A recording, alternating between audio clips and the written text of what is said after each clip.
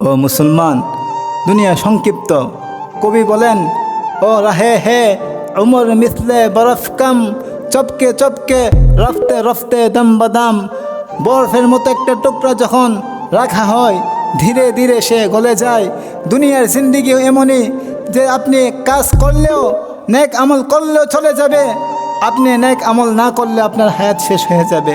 হায়াতের জিন্দিগি যদি পুড়িয়ে যায়, যৌবন যদি পুড়িয়ে যায়, বুড়ো হয়ে গেলে আপনার সেই রব্বে কাবার নাম মুখে ভালো করে আসবে না, নামাজের মধ্যে খুশু খুশু বসবে না।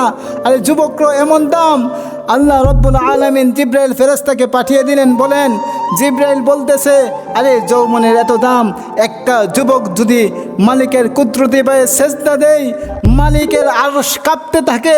আরশে আজিমের মালিক বলে, ও আরশ তুমি কেন কাঁপো? তখন ওই আরশের পায়াগুলি বলে, আল্লাহ এই জমিনের মধ্যে এমন এক যুবক আপনাকে সেজদা দিছে, যে যুবক ইচ্ছা করলে মেয়ে নিয়ে ঘুরতে পারতো, যে যুবক ইচ্ছা করলে মেয়ে নিয়ে ফুচকা হাউসে সেই হোটেলের মধ্যে সে ঘুরতে পারতো, কিন্তু আপনার ভয়ে, আপনার মহাব্বতের ভয়ে সে আপনাকে সেজদা দিছে, গুনাহ থেকে মাপ চাইতেছে। ও আল্লাহ, সেই যুবককে তুমি আপনি ক্ষমা করে দেন। আল্লাহ রব্বুল আলামিন বলেন, সেই যুবকের কান্নার কারণে তার গুনাহ যদি পাহাড় সমপরিমাণ হয়, সাগর পরিমাণ হয়, আল্লাহ রব্বুল আলামিন সেই যুবককে ক্ষমা করে দেয়। জিব্রাইল আরও বলতেছে, এই দুনিয়ার জমিনের মধ্যে কতগুলো মেঘ বৃষ্টি ফোঁটা ফরে আমি জিব্রাইল গুনতে পারি, কিন্তু আল্লাহ রব্বুল আলামিন যুবকের এক সেজদার বিনিময়ে, 2 রাকাত নামাজের বিনিময়ে এত এত পরিমাণ নেকি দান করে যে আমি জিব্রাইলও গুনতে পারি না। ও মুসলমান, আর কতদিন বেনামাজি হয়ে থাকবা? আর কতদিন দাঁড়িয়ে ছাড়া ঘুরবা? সময় তো শেষ হয়ে যাইতেছে, মরণের ঘণ্টা বাজতেছে। কবরের পথ অনেক কঠিন, কবর ভয়ঙ্কর, অন্ধকার কবর, সাপ বিচ্ছুর ঘর, পোকামাকড়ের ঘর।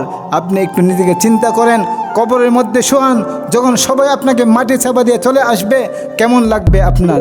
যখন আম গাছের একটা কিরা বিচ্ছা হাতে পড়ে কেমন লাগে? কবর তো সেই ঘর, পোকামাকড় ভরে যাবে, তখন আপনার কি হবে? নামাজ যদি না থাকে, পর্দা যদি না থাকে, আপনার স্ত্রী যদি পর্দা না করে, আপনার মেয়ে যদি পর্দা না করে, কিয়ামতের ময়দানে কি হিসাব দিবেন? মালিকরা এখনও তার ডাকতেছে। যখন মালিকের কাছে চুপে চুপে কাঁদবেন, মসজিদের কোনায় বৈশা চোখের পানিগুলো ছেড়ে দিবেন, ও আল্লাহ জীবনে অনেক গুনাহ করছি, ও আল্লাহ জীবনে অনেক পাপাচার করছি, এখন তওবা করতেছি।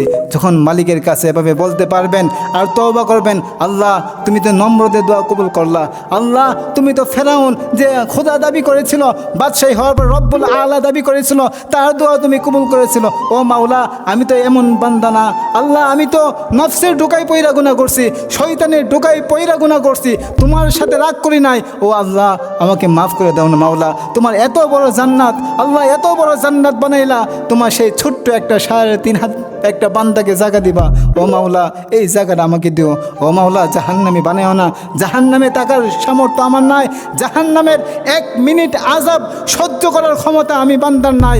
ও মালিক আল্লাহ আমাকে জান্নাতের ফয়সালা করো, ও মালিক আমাকে জান্নাতুল ফেরদাউস নসিব করো, ও মালিক জাহান্নাম থেকে আমাকে নাজাত দিয়ে দাও।